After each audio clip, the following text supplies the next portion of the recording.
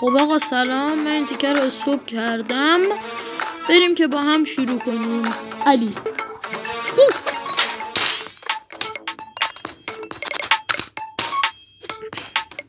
سخت انصافا.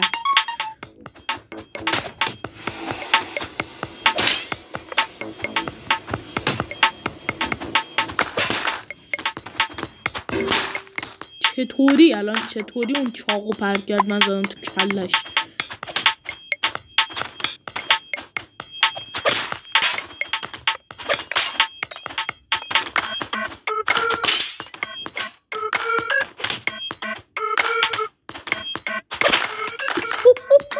چه بد زد.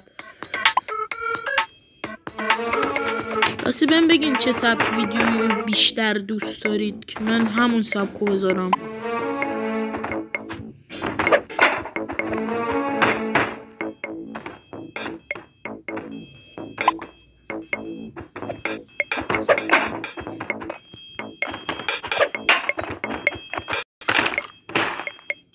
نظرات شما خیلی برام مهمه که بگین، مثلا شما برم هرچی بیشتر مثلا رای داشت اونو میرم، ولی بازی کامپیوتری نخواین چون نمیتونم.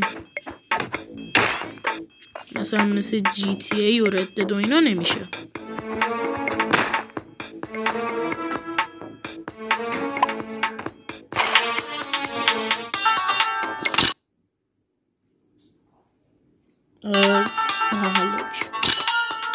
خب اینم از این ویدیو. امیدوارم خوشتون اومده باشه.